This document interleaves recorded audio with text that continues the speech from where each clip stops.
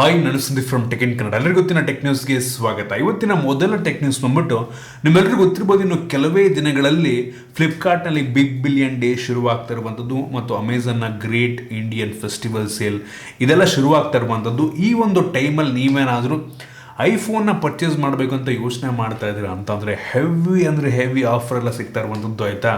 Already ಫ್ಲಿಪ್ಕಾರ್ಟ್ನವರು ಈ ಹಳೆ ಐಫೋನ್ಗಳ ಬೆಲೆ ಎಷ್ಟಾಗಬಹುದು ಅಂತ ಕೆಲವೊಂದು ಹಿಂಟ್ಸನ್ನು ಕೊಟ್ಟಿರುವಂಥದ್ದು ಆಯಿತಾ.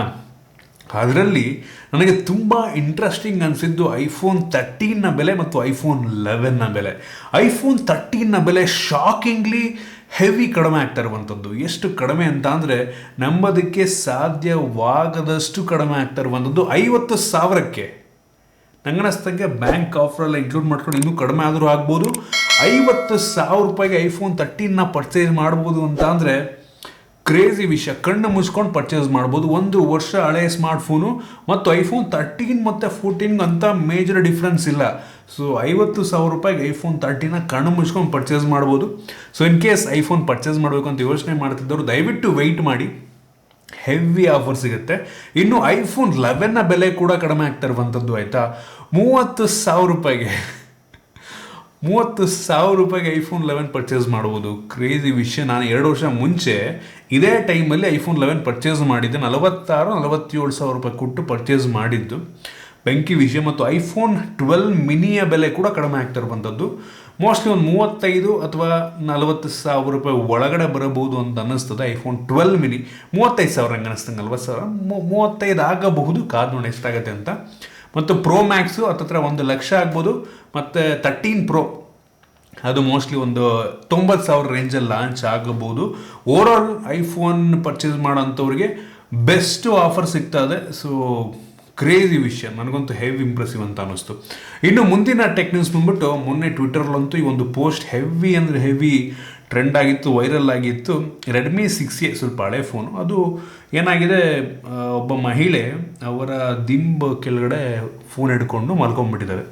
ಸೊ ಅದು ಬ್ಲಾಸ್ಟ್ ಆಗಿಬಿಟ್ಟಿದೆ. ಅದು ತಲೆ ಹತ್ರ ಇಟ್ಕೊಂಡಿದ್ದಾರೆ, ಬ್ಲಾಸ್ಟ್ ಆಗಿಬಿಟ್ಟಿದೆ ಅದು. ಸೊ ಅಲ್ಲೇ ಸಾವನ್ನಪ್ಪಿದ್ದಾರೆ. ಸೊ ಒಬ್ಬ ಯೂಟ್ಯೂಬರ್ ಅದನ್ನು ಟ್ವಿಟರ್ನಲ್ಲಿ ಶೇರ್ ಕೂಡ ಮಾಡಿದರು.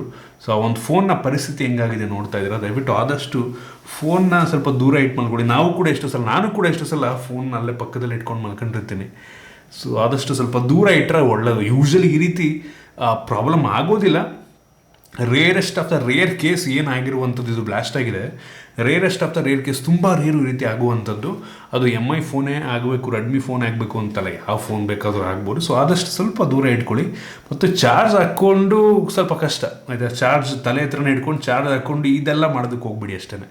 ಇನ್ನು ಮುಂದಿನ ಟೆಕ್ ನ್ಯೂಸ್ ಬಂದ್ಬಿಟ್ಟು, ನಮ್ಮ ಭಾರತದ ಒಂದು ಕಂಪನಿ ವೇದಾಂತಾಸ್ ಅಂತ ಆಯಿತಾ. ಸೊ ಈ ಕಂಪನಿಯ ಫೌಂಡರ್ ಚೇರ್ಮನ್ನು ಅನಿಲ್ ಅಗರ್ವಾಲ್ ಅಂತ ಇವರೊಂದು ಸ್ಟೇಟ್ಮೆಂಟನ್ನು ಕೊಟ್ಟಿರುವಂಥದ್ದು. ಇಂಡಿಯಾದಲ್ಲೇ ಈ ಒಂದು ಚಿಪ್ ಮ್ಯಾನುಫ್ಯಾಕ್ಚರಿಂಗ್ ಶುರುವಾಯಿತು ಅಂತ ಅಂದರೆ, ಶುರು ಮಾಡ್ತಾರಂಥವ್ರೇನೆ, ಶುರುವಾಯಿತು ಅಂತ ಅಂದರೆ ಈಗೇನು 1,00,000 ಇದೆ ಲ್ಯಾಪ್ಟಾಪ್ನ ಬೆಲೆ, ಇಲ್ಲೇ ಮ್ಯಾನುಫ್ಯಾಕ್ಚರ್ ಆದಮೇಲೆ ಬರೀ 40,000 ರೂಪಾಯಿ ಆಗುತ್ತೆ ಅಂತ ಹೇಳಿಕೆಯನ್ನು ಕೊಟ್ಟಿರುವಂಥದ್ದು. ಐ ಡೋಂಟ್ ಥಿಂಕ್ ಅಷ್ಟು ಕಡಿಮೆ ಆಗೋಕ್ಕೆ ಚಾನ್ಸ್ ಇದೆ ಅಂತ ನನಗಂತೂ ಅನಿಸಲ್ಲ. 1,00,000 ಬೆಲೆಯ ಲ್ಯಾಪ್ಟಾಪು 40,000 ರೂಪಾಯಿ ಬಂದ್ಬಿಡುತ್ತೆ ಅಂತ ಅಂದರೆ I don't think it is possible ಅಂತ ನನಗಂತೂ ಅನಿಸಲ್ಲ.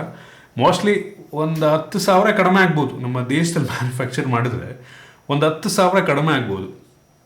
ಐಫೋನ್ಸು ಅಷ್ಟೇ ಅಂತೀವಿ ನಾವು, ಇಂಡಿಯಾದಲ್ಲಿ ಮ್ಯಾನುಫ್ಯಾಕ್ಚರ್ ಅಂದರೆ ಫುಲ್ ಕಡಿಮೆ ಆಗುತ್ತೆ ಅಂತ. ಸೊ ಇಲ್ಲ, ಒಂದು 3-4,000 ರೂಪಾಯಿ ಸ್ವಲ್ಪ ಕಡಿಮೆ ಆಗ್ಬೋದು ಐಫೋನ್ಸ್ಗಳು ಬಿಟ್ಟರೆ.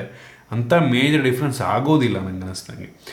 ಇಂಡಿಯಾದಲ್ಲಿ ಮ್ಯಾನುಫ್ಯಾಕ್ಚರ್ ಆಯಿತು ಅಂದ ತಕ್ಷಣ ಸ್ವಲ್ಪ ಟ್ಯಾಕ್ಸ್ ಉಳಿಬೋದು, ಇಂಪೋರ್ಟ್ ಟ್ಯಾಕ್ಸ್ ಏನು ಬರುತ್ತೆ ಅದೇ ಸ್ವಲ್ಪ ಉಳಿಸ್ಬೋದು. ಬಿಟ್ಟರೆ ಅಂಥ ಮೇಜರ್ ಡಿಫ್ರೆನ್ಸ್ ಆಗೋದಿಲ್ಲ. ಕಾದು ನೋಡೋಣ ಅದು ಏನು ಮಾಡ್ತಾರೆ ಅಂತ. ಇನ್ನು ಮುಂದಿನ ಟೆಕ್ ನ್ಯೂಸ್ ಬಂದ್ಬಿಟ್ಟು, ನಮ್ಮ ಬೆಂಗಳೂರಿನ BMTCಯಲ್ಲಿ ಸುಮಾರು 90 ಎಲೆಕ್ಟ್ರಿಕ್ ಬಸ್ಗಳಿರುವಂಥದ್ದು ಆಯಿತಾ. 2021 ಡಿಸೆಂಬರ್ನಲ್ಲಿ 90 ಬಸ್ಗಳನ್ನ ಪರ್ಚೇಸ್ ಮಾಡಿದ್ರೆ, ಇದೀಗ ಎಕ್ಸ್ಟ್ರಾ ಬಸ್ನ ಮತ್ತೆ ಹೊಸದಾಗಿ ಪರ್ಚೇಸ್ ಕೂಡ ಮಾಡ್ತಾ ಇದ್ದಾರೆ. 2030ನೇ ಇಸ್ವಿಯಷ್ಟರಲ್ಲಿ ಕಂಪ್ಲೀಟಾಗಿ 100% ಟ್ರಾನ್ಸ್ಫಾರ್ಮ್ ಆಗುತ್ತಂತೆ. ಈ ಒಂದು ಏನು ಡೀಸೆಲ್ ಬಸ್ಗಳಿಂದ ಕಂಪ್ಲೀಟಾಗಿ ಈಗೇನು 35,000 ಬಸ್ ಇದೆ ಅಷ್ಟನ್ನು ಕೂಡ ಎಲೆಕ್ಟ್ರಿಕ್ಗೆ ಟ್ರಾನ್ಸ್ಫಾರ್ಮ್ ಮಾಡ್ತಾರೆ ಅಂತ. ಅಂದರೆ ಡೀಸೆಲ್ ತೆಗೆದ್ಬಿಟ್ಟು ಅದಕ್ಕೆ ಎಲೆಕ್ಟ್ರಿಕ್ ಅಂತ ಅಲ್ಲ, ಡೀಸೆಲ್ಗಳನ್ನ ಡಂಪ್ ಮಾಡಿಬಿಟ್ಟು ಗುಜರಿಗೆ ಹಾಕಿ ನೆಕ್ಸ್ಟ್ ಹೊಸ ಬಸ್ಗಳನ್ನ ಪರ್ಚೇಸ್ ಮಾಡ್ತಾರೆ. ಎಲ್ಲದನ್ನು ಕೂಡ ಎಲೆಕ್ಟ್ರಿಕ್ ಬಸ್ಸನ್ನೇ ಪರ್ಚೇಸ್ ಮಾಡ್ತಾರಂತೆ. ಏನೋ ಕಾಸ್ಟ್ ಪರ್ ಕಿಲೋಮೀಟರ್ ಸ್ವಲ್ಪ ಕಡಿಮೆ ಇದೆಯಂತೆ ಎಲೆಕ್ಟ್ರಿಕಲಿ. ಸೊ ಈ ಕಾರಣಕ್ಕೆ ಎಲ್ಲ ಸ್ವಿಚ್ ಮಾಡ್ತಾ ಇದ್ದಾರೆ BMTCಯನ್ನು. ಎಲೆಕ್ಟ್ರಿಕ್ಕಿಗೆ. ಸೊ ಒಂದು ಒಳ್ಳೆಯ ವಿಷಯ.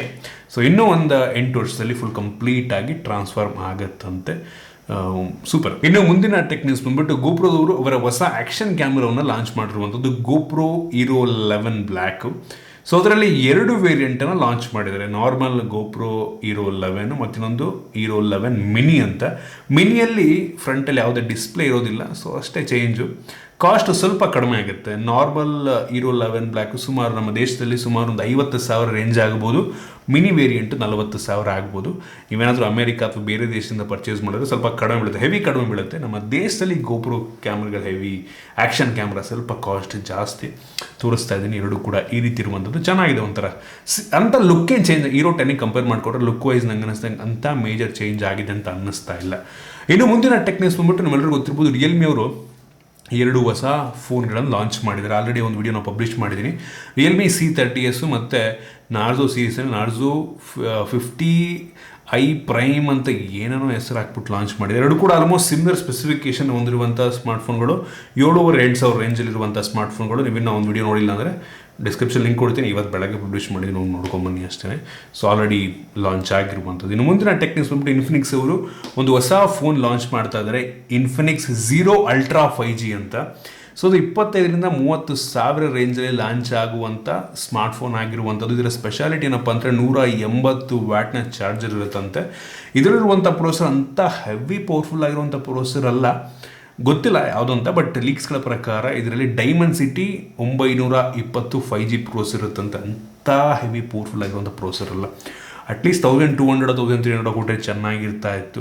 ಎಲ್ಲ ಚೆನ್ನಾಗಿರುತ್ತೆ, ಎಲ್ಲ ಏನೇನೋ ಮಾಡಿರ್ತಾರೆ. ಬಟ್ ಪ್ರೊಸೆಸರ್ ಅದೇನು ಕೆಟ್ಟ ಪ್ರೊಸೆಸರ್ ಅಂತ ಅಲ್ಲ, ಬಟ್ ಆ ಬೆಲೆಗೆ 25,000-30,000 ರೇಂಜಿಗೆ ಅವ್ರು ಏನು ಹೇಳ್ತಾ ಇದ್ದಾರೆ ಅದಕ್ಕೆ ಸ್ವಲ್ಪ ಕಡಿಮೆ ಅಂತ ಅನ್ನಿಸ್ತು. ಕಾರ್ ನೋಡಿ ಏನೇನು ಸ್ಪೆಸಿಫಿಕೇಶನ್ ಕೊಡ್ತಾರೆ ಅಂತ. ಸೊ ಇನ್ನು ಮುಂದಿನ ಟೆಕ್ನಿಕ್ಸ್ ಬಂದ್ಬಿಟ್ಟು ಗೂಗಲ್ನವರು ಅವರ OSನಲ್ಲಿ, ಆಂಡ್ರಾಯ್ಡ್ OSಲ್ಲಿ ಒಂದು ಹೊಸ ಫೀಚರ್ನ ತೊಗೊಂಬರ್ತಿರುವಂಥದ್ದು, ಸ್ಟಾಕ್ ಆ್ಯಂಡ್ರಾಯ್ಡ್ ಫೀಚರು. ಅಂದರೆ ಅದನ್ನೆಲ್ಲ ಬೇರೆ ಬೇರೆ ಯಾರು ಮೊಬೈಲ್ ಕಂಪ್ನಿಯವ್ರು ಹಾಕತ್ತಾರೆ ಅದನ್ನು ಪೋರ್ಟ್ ಮಾಡ್ಕೋತಾರೆ ಅವ್ರು ಇದಕ್ಕಷ್ಟೇ. ಸೊ ಈ ಕೋರ್ ಆ್ಯಂಡ್ರಾಯ್ಡಲ್ಲಿ ಒಂದು ಹೊಸ ಫೀಚರ್ ಬರ್ತದೆ, ಕ್ಲಿಯರ್ ಕಾಲಿಂಗ್ ಅಂತ. ಅಂದರೆ ನೀವು ಫೋನಲ್ಲಿ ಮಾತನಾಡ್ತಿರ್ಬೇಕಾದ್ರೆ ಅದು ನಾಯ್ಸ್ ಕ್ಯಾನ್ಸಲ್ ಮಾಡಿಕೊಡುತ್ತೆ. ಅಂದರೆ ನೀವು ಮಾತಾಡ್ತಿರುವಂಥ ಜಾಗ ಸ್ವಲ್ಪ ಬ್ಯುಸಿ ಇದ್ದು ಎನ್ವಿರಾನ್ಮೆಂಟ್ ಹೆವಿ ನಾಯ್ಸ್ ಬರ್ತಾ ಇದೆ ಅಂದರೆ ಅದನ್ನು ಫೋನೇ ಕ್ಯಾನ್ಸಲ್ ಮಾಡಿಕೊಡುತ್ತೆ. ತುಂಬ ಹೆವಿ ಫೀಚರು, ಹೆವಿ ಯೂಸ್ಫುಲ್ ಆಗುವಂಥ ಫೀಚರ್ ಅಂತ ಅನ್ನಿಸ್ತದೆ. ನೋಡೋಣ ನೆಕ್ಸ್ಟ್ ಆ್ಯಂಡ್ರಾಯ್ಡ್ ವರ್ಷನಲ್ಲಿ ಅದು ಬರುತ್ತೆ. ಸೊ ಒಂದು ಒಳ್ಳೆಯ ವಿಷಯ. ಮುಂದಿನ ಟೆಕ್ ನ್ಯೂಸ್ ಬಂದ್ಬಿಟ್ಟು ವಿವೋದವರು ಇನ್ನೊಂದು ಹೊಸ ಫೋನನ್ನೇ ಒಂದು X ಸೀರೀಸಲ್ಲಿ ಲಾಂಚ್ ಮಾಡ್ತಾ ಇರುವಂಥದ್ದು, Vivo X80 Lite ಅಂತ. ಇದರಲ್ಲಿ ಡೈಮೆನ್ಸಿಟಿ 900 ಪ್ರೊಸೆಸರ್ ಇರುತ್ತೆ. ಸೊ ಇದು ನಂಗೆ ಅನ್ನಿಸ್ದಂಗೆ ಸುಮಾರು ಒಂದು 30,000 ರೇಂಜಲ್ಲಿ ಲಾಂಚ್ ಆಗ್ಬೋದು ಅಂತ. ಯೂಶ್ವಲಿ 25,000-30,000 ರೇಂಜ್ ಅಂತ ಅನ್ಕೋತೀನಿ. ಯೂಶ್ವಲಿ ವಿವೋ X ಸೀರೀಸ್ ಎಲ್ಲ ಕಾಸ್ಟ್ ಸ್ವಲ್ಪ ಜಾಸ್ತಿನೇ ಇರುತ್ತೆ. ಸೊ ನೋಡೋಣ ಎಷ್ಟಕ್ಕೆ ಲಾಂಚ್ ಮಾಡ್ತಾರೆ. ವಿವೋದವ್ರಂತೂ ಎಷ್ಟು ಫೋನ್ ಲಾಂಚ್ ಮಾಡ್ತಾ ಇದ್ದಾರೆ ಲೆಕ್ಕಕ್ಕಿಲ್ಲ. ಇನ್ನು ಇವತ್ತಿನ ಕೊನೆಯ ಟೆಕ್ ನ್ಯೂಸ್, ರಿಯಲ್ಮಿ ಅವರು ನಾಳೆ ಒಂದು ಹೊಸ ಫೋನ್ನ ಲಾಂಚ್ ಮಾಡ್ತಾ ಇದ್ದಾರೆ, Realme GT Neo 3T ಅಂತ. ಸೊ ಈ ಒಂದು ಸ್ಮಾರ್ಟ್ಫೋನ್ ಒಂದು ಲೆವೆಲ್ಲಿಗೆ ಫ್ಲ್ಯಾಗ್ಶಿಪ್ಪು ಅಲ್ಲ, ಈ ಕಡೆ ಮಿಡ್ ಎಂಡು ಅಲ್ಲ, ಅದ್ರ ಮಧ್ಯೆ ಬರುತ್ತೆ. ಸೊ ನಾಳೆ ವಿಡಿಯೋ ಅನ್ಬಾಕ್ಸಿಂಗ್ ಮಾಡ್ತೀನಿ ಆಯ್ತಾ, ನೋಡಿ. ಸೊ ಪರವಾಗಿಲ್ಲ, ಒಂದು ಡೀಸೆಂಟ್ ಸ್ಮಾರ್ಟ್ಫೋನ್ ಆಗಬಹುದು. ಸೊ ಇದಿಷ್ಟು ಇವತ್ತಿನ ಟೆಕ್ ನ್ಯೂಸ್. ನಿಮಗೆ ಇವತ್ತಿನ ಟೆಕ್ ನ್ಯೂಸಲ್ಲಿ ಕೆಲವೊಂದು ಇಂಟ್ರೆಸ್ಟಿಂಗ್ ವಿಷಯ ಎಲ್ಲ ತಿಳ್ಕೊಂಡ್ರಿ ಅಂತ ಅನ್ಕೋತೀನಿ. ಇಷ್ಟ ಆಗ್ಬಿಟ್ಟು ಲೈಕ್ ಮಾಡಿ, ಶೇರ್ ಮಾಡಿ. ಇದೇ ರೀತಿ ನಮ್ಮ ಬೇರೆ ಬೇರೆ ವಿಡಿಯೋಗಳು ನಮ್ಮ tech in Kannada YouTube channel subscribe ಮಾಡ್ಕೊಂಡಿಲ್ಲ ಅಂದರೆ ಈಗಲೇ ಸಬ್ಸ್ಕ್ರೈಬ್ ಮಾಡ್ಕೊಳ್ಳಿ, ಒಂದು ಬೆಲ್ ಐಕಾನ್ ಕೂಡ ಕ್ಲಿಕ್ ಮಾಡ್ಬೋದು. ಸಿಗೋಣ ಮುಂದಿನ ವಿಡಿಯೋದಲ್ಲಿ.